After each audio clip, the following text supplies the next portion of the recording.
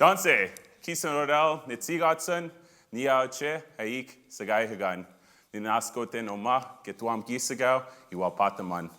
So what I said was, hi, my name's Keestin, I'm from Frog Lake, and I'm really grateful to be here today. So Okicitawak means warrior in Cree.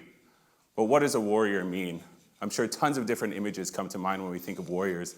Things such as Vikings, Spartacus, Game of Thrones. All things that these men have in common is that they're strong, fierce, noble men, probably super ripped, shredded abs, all that fun stuff. The other thing that they all have in common is that they're my dad's favorite shows. The other thing, well, I have to actually admit that I don't know too much about Vikings, and I don't know too much about Spartans. I do know quite a bit about Game of Thrones, though. But I do know about Crees. So like I said, I'm from Frog Lake. Now, Frog Lake is the place where the sage always burns, where the wind's always soft, and the sweetgrass always sings. That way, it's the truth. My community is about 3 hours northeast of here.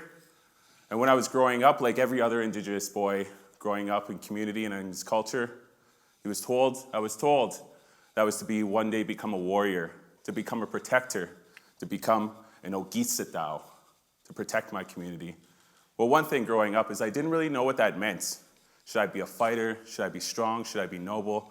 And I didn't really think about it for a while. The first time I did think about it was when I was in high school, full of teenage angst, probably having an identity crisis every other week. It was when the movie Twilight's New Moon came out with Jacob Black and the Wolfpack. I remember it was a great time. My cousins were stoked. They're like, man, everybody really loves Native dudes right now. We're gonna get all the chicks. It's a sexy time for us. And so they were really pumped up, and we watched this movie, and I remember a while later we went to my grandfather's house on the res, and one of the things they wanted to do was go for a run through the bush. And they were insistent on it, with our shirts off, of course. And they were so insistent, we decided to do it, and we went, and we took our shirts off, and we went running down the road. It wasn't very sexy, all the dust and dirt from res roads mixed in with my sweat, and I didn't exactly feel very sexy. And I realized maybe I should work out a little more. The other thing that same year is I went to Coal Lake High School. I transferred from Frog Lake to Coal Lake. And of course, going there, I was the new kid, so tons of people started asking me different questions, where I was from. One guy asked me, so where are you from? I told him Frog Lake, and he goes, oh my God, from Frog Lake? Wasn't there a whole bunch of murders there? I was like, dude, like, I would have probably heard about like a whole ton of murders happening there. He was like, no, like this really happened, dude. Like, I heard like a whole bunch of people killed, murdered. So I really don't know what you're talking about. He's like, well, it was like a massacre. Like 8 people got killed. Are you talking about the Frog Lake Massacre? He's like, yeah, the Frog Lake Massacre of 1885. And he goes, no, definitely not. Like my mom just told me about it. Like 8 people got killed. That's why when we drive from Coal Lake to Lloyd, we go around Frog Lake. It's a straight shot from Coal Lake to Lloyd, and it adds about half an hour to go through. So I began asking him questions. So which route do you take? Which road? And then I found out, I asked him, so you go down this road? He's like, yeah. So you go through Keestin? He's like, what's Keestin? He's like, it's a reserve. He's like, that's a reserve? And he got all shocked by it. So I actually don't know if he still drives through Keestin and he goes around, or maybe built up the courage to drive through my reserve. And so what he was actually talking about was the Frog Lake Massacre happening in April 1885, in which Big Bear's war chief, Wandering Spirit, him and his warriors massacred 8 settlers in the hamlet of Frog Lake, causing panic, causing media, causing initiative from the Canadian government. But the number one thing that really bugged me about him talking about the Frog Lake Massacre wasn't his complete lack of knowledge of history, was that I didn't have the skills or the tools to retaliate, other than saying your history is wrong. But I didn't know how to tell him, this is what a warrior is, this is what happened. All I really heard was that they were starving, and there was some looting, there was some killing, and then they were all hanged in the largest mass execution in Canadian history. There wasn't much to it. So that really, really bugged me, and I started thinking about how can I become a warrior? How can I become this Okicitawak? I don't hunt. I don't ride horses. I can't even dance. My wife knows this. So I decided to look into it. I decided to read stories, watch some movies, talk to some people. And shortly afterwards, I came into this list that talked about the characteristics it takes to become a Cree chief. And I got really excited. I wanted to hear about war stories. I wanted to hear about exploits. I wanted to hear about bravery and battles. I thought I could become like Bitogaha no Biwin, Ekwa, Miste Maskwa, like Poundmaker and Big Bear, who fought for their communities, how they got to there, how they commanded that respect. It was vital. I needed to know this if I was going to retaliate to this man about his lack of knowledge. And plus, it was probably going to be really sexy. It was going to have a fun time. So one of the first words I ended up learning was Atsimo Dakweo, a skilled speaker. So I thought, of course, well, if somebody needs to be a skilled speaker to talk down their enemies, to talk to other people, to build peace, of course, that's what it should be. The next one was Niteowatin, the thoughtful thinker. And I thought, all right, yeah, planning attacks, planning different things, going out, fighting, being thoughtful. And of course, the third one was that Gise Wasase, overly generous. Now, when I think of Vikings and Spartans and all those other sexy, strong warrior men, I didn't instantly think of like really generous dudes. It didn't exactly come to mind. So this was really shattering it. And the last word was Okimau. Once you have these characteristics, you can become an Okimau, a chief. But it doesn't mean just chief, it means influential leader.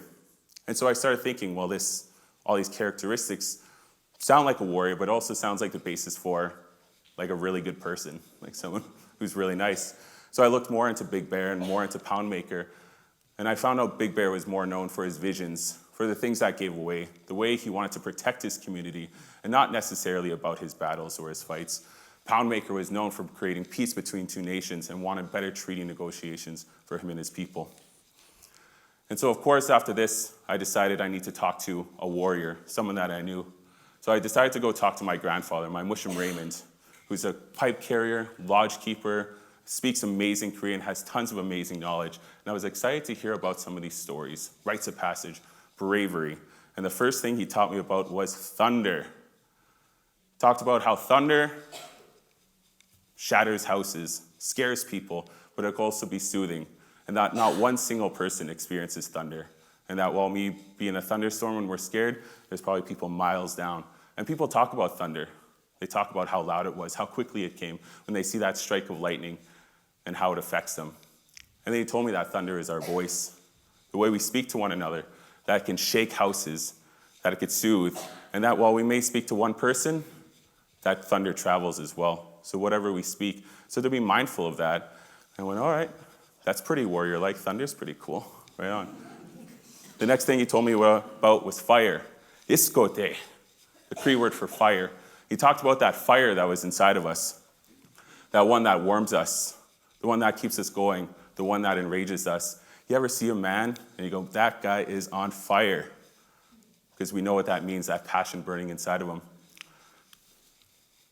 And the fire inside of you is also able to warm others with your kindness, your generosity, and your compassion. It's what you build that fire, not what that fire is, but how it's built up.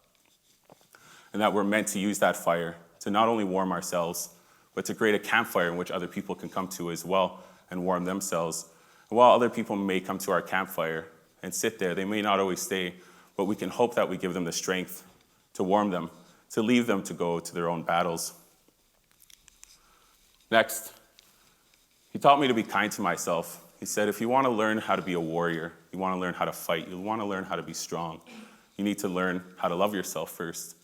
Because if you're going to be an Okimau, if you're going to be a Okicitawak and influence others, you should know how you influence yourself, taking in those emotions. And once you learn how to love yourself, you teach others how they should love themselves, if you're kind. And those other people could go on to teach how to love each other. So you build that strong campfire in which everyone burns together in a good way. So I learned when I originally went out, I wanted to run through the bush with my shirt off, maybe race some horses. I even wanted to make a bow. And instead, I learned how to be nice, how to be kinder to myself. Yeah, I found out warriors are not just a story, a history, or a title, but warrior is a journey, a passion, and a choice. So I started looking instead to these, instead of strong warriors, instead of fierce people, I started looking to my own community. I thought of my father, ex-military, oil-filled, masculine man, who isn't known just for his brute strength, which he has, you'll probably want me to admit. But he's known for his kindness, his generosity, his ability to give to others, to creating a warm campfire. I think of my mom, a strong, educated, Nehiawa squirrel, and her community as a principal. And her first thing that comes to mind is, how do I build a beautiful community? How do I build my campfire?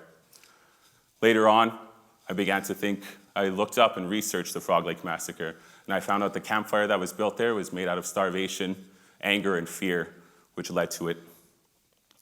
So today, I'm really happy that we could all come together at a campfire in which was built on truth, honesty, and passion. Okicitawak doesn't mean just warrior, but also means worthy young person. In Neil MacLeod's book, 100 Days of Cree, he breaks this down even more, that Okicitawak means good provider, to remind our relationship to one another. And a provider, not just as what our physical gifts are, but what are our emotional gifts? How can we be kind to each other? How can we learn from one another? And with that, I hope that everybody is able to go home to a fire made of warmth, kindness, and compassion. Hai hai, the Naskama.